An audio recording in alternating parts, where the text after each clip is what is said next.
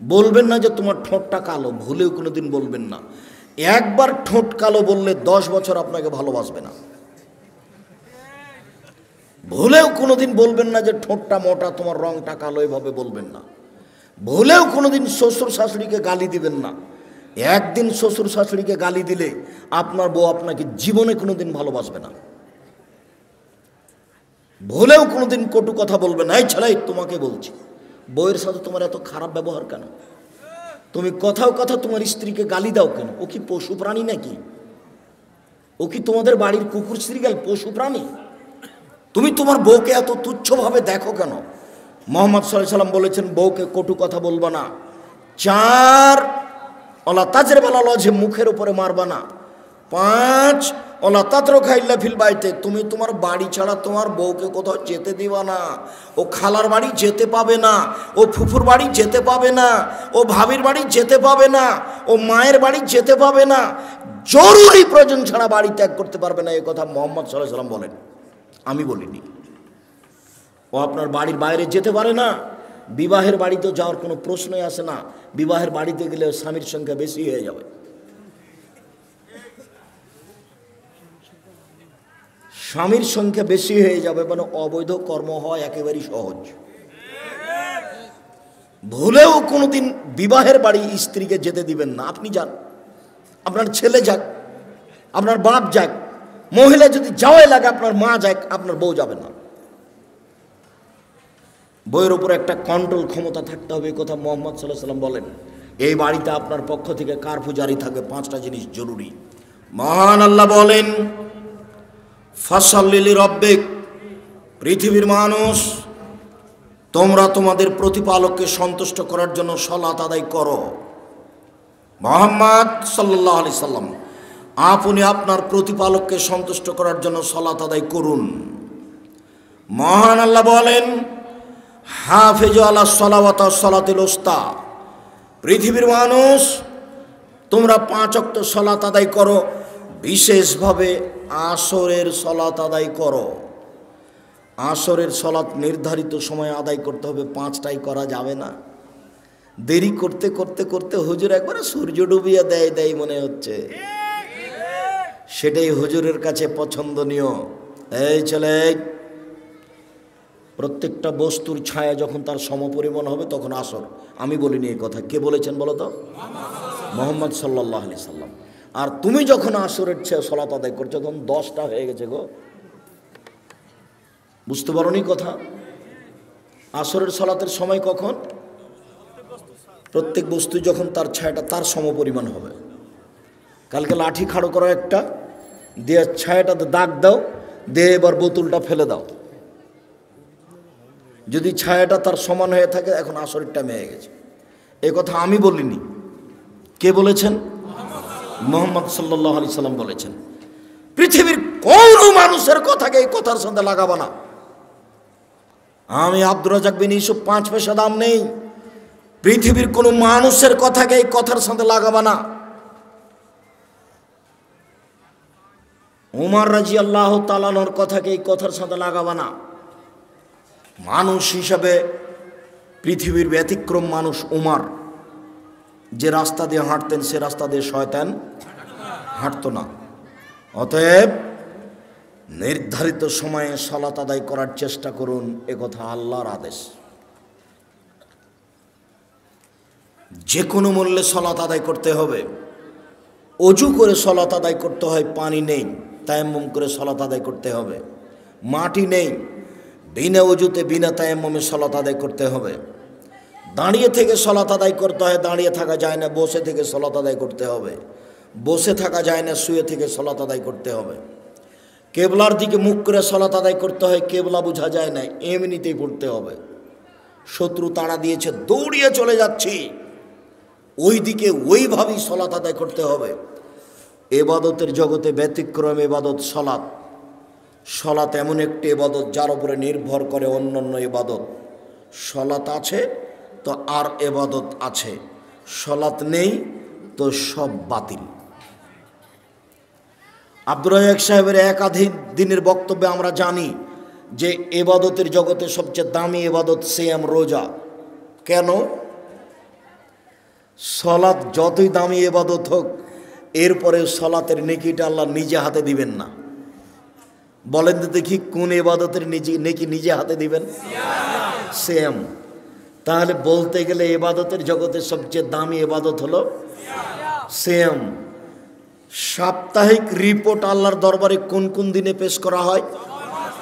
বৃহস্পতিবার, সোমবার। এই জন্য আল্লাহর নবী চাইতেন যে আমার রিপোর্টের সময় দেখো তুমি যে আমি সিয়াম আছি, দেখো এই নাও দেখো। এই জন্য তিনি কোন কোন দিন ভালোবাসতেন? বৃহস্পতিবার আর সোমবার সিয়াম পালন করা। সবাইকে আমি অনুরোধ জানাচ্ছি এই 2 দিন সিয়াম পালন করার জন্য। আপনি মুরব্বী, আপনার কাছে আমার জরুরি অনুরোধ, আপনি বৃহস্পতিবার সোমবার সিয়াম পালন করবেন।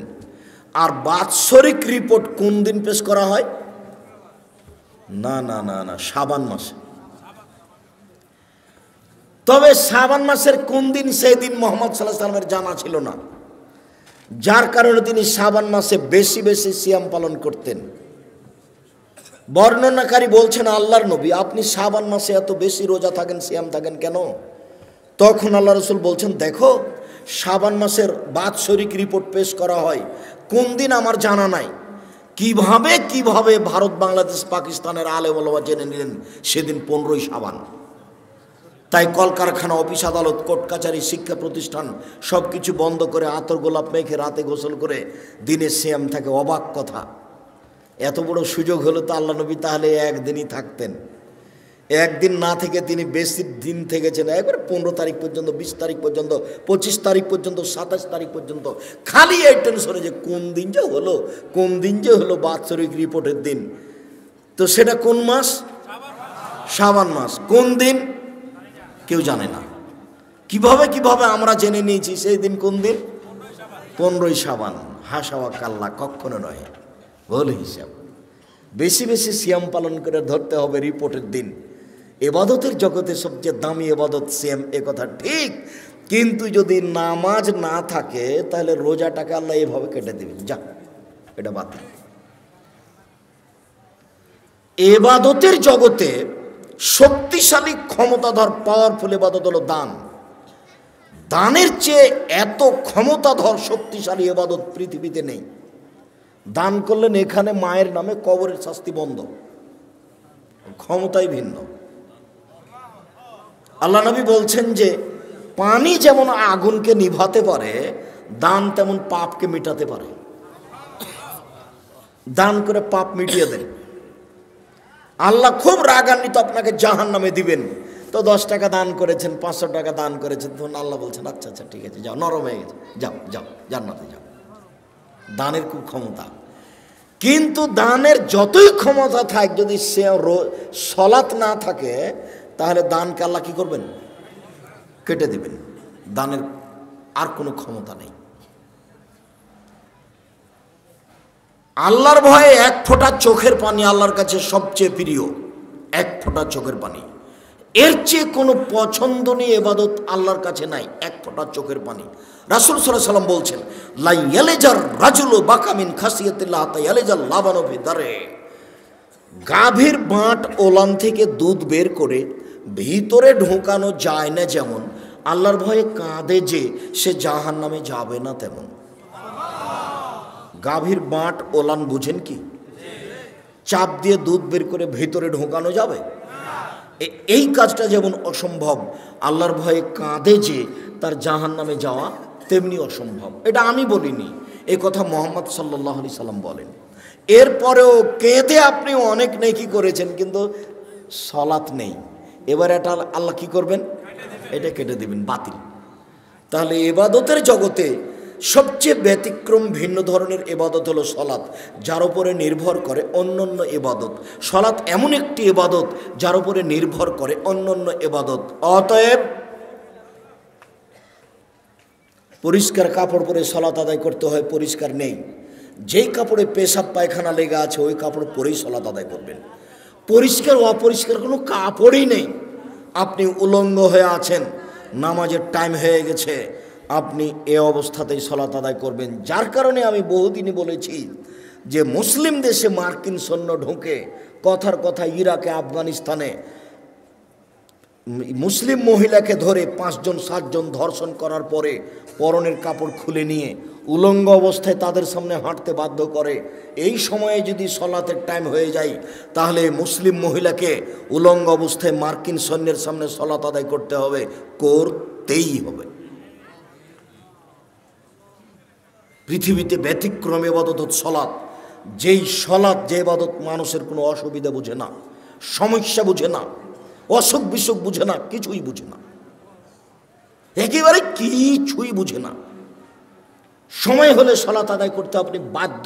পৃথিবীতে ব্যতিক্রম ইবাদত সলাত।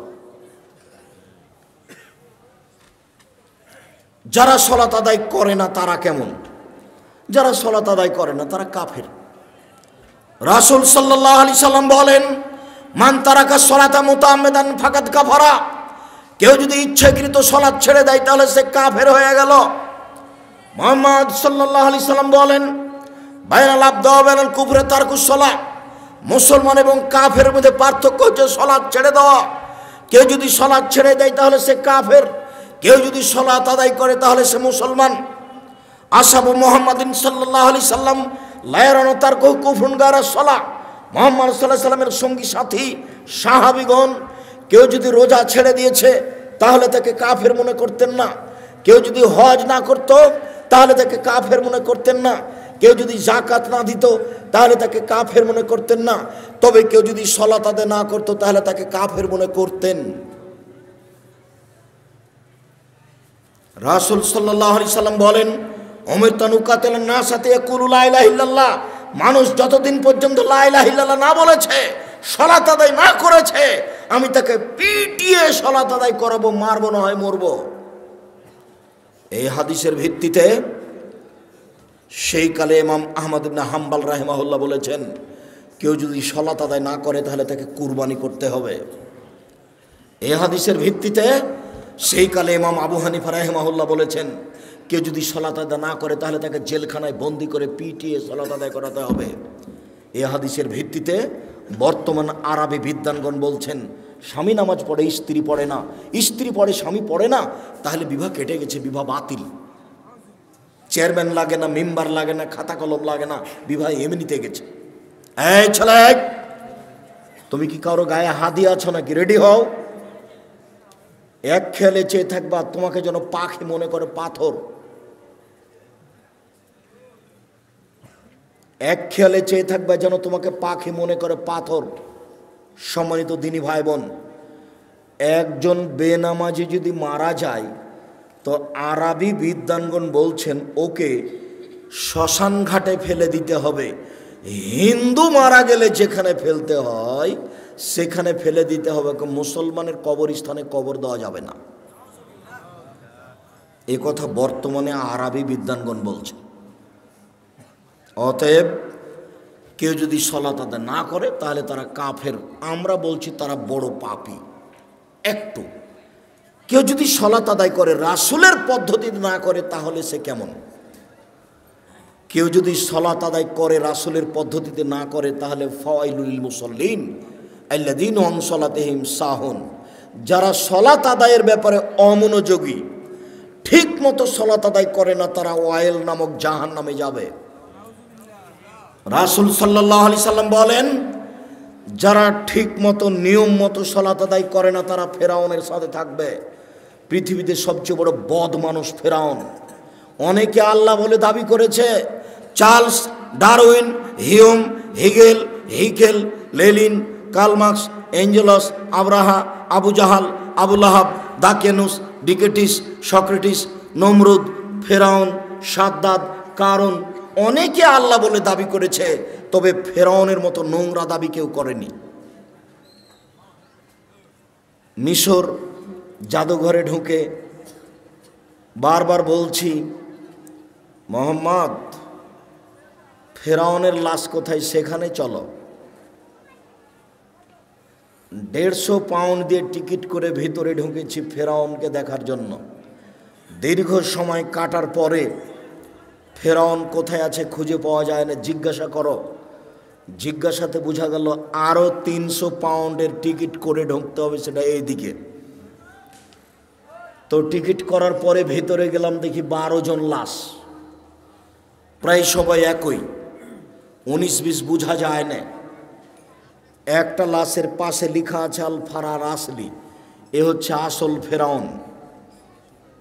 যদিও আমি খুব একটা নিশ্চিত বিশ্বাসী নই, কেননা যেখানে ফেরাউন ডুবে গেছে বলে তারা সাইনবোর্ডে লিখে রেখেছে।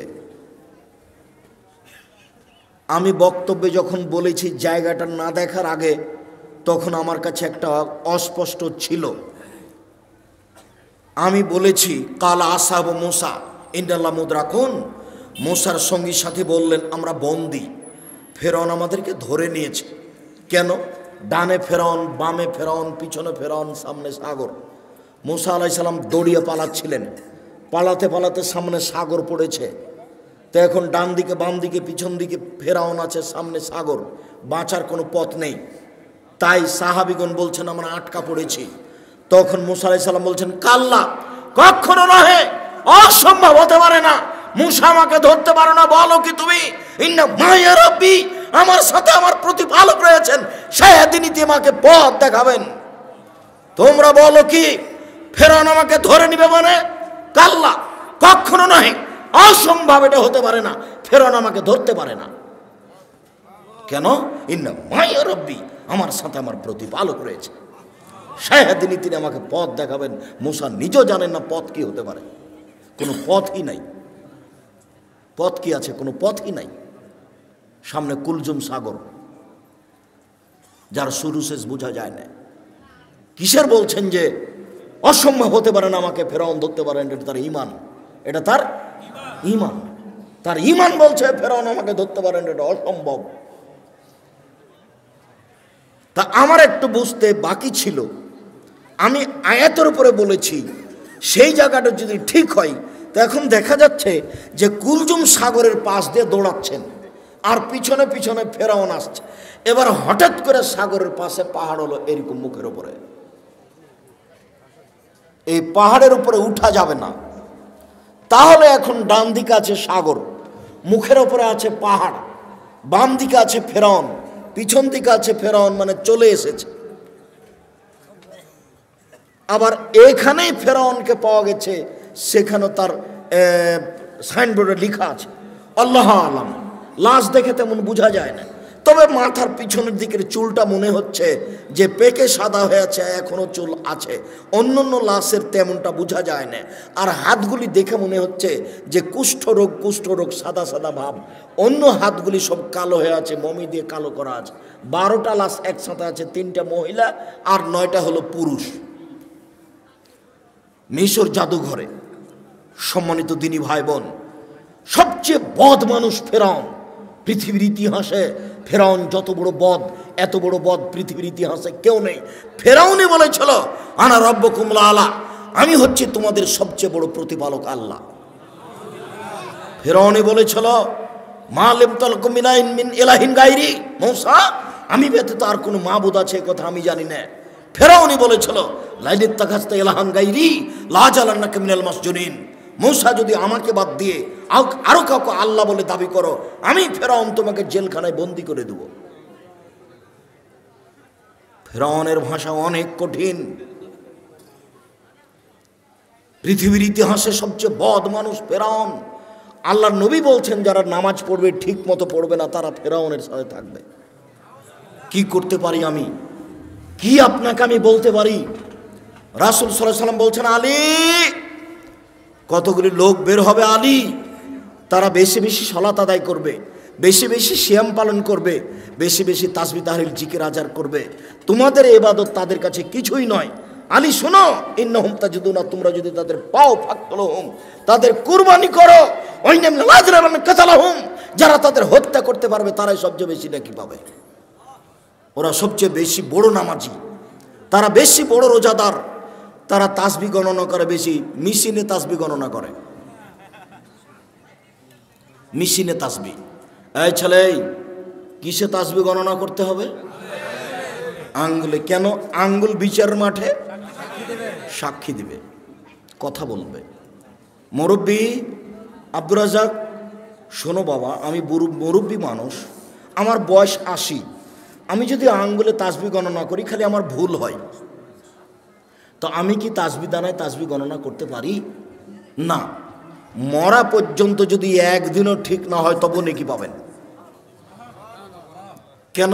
আঙ্গুলে তাসবিহ গণনা করা কার নির্দেশ? মুহাম্মদ সাল্লাল্লাহু আলাইহি ওয়াসাল্লামের। আমি ঠিক করলাম কি ভুল করলাম আমি তার নিজে থেকে করিনি।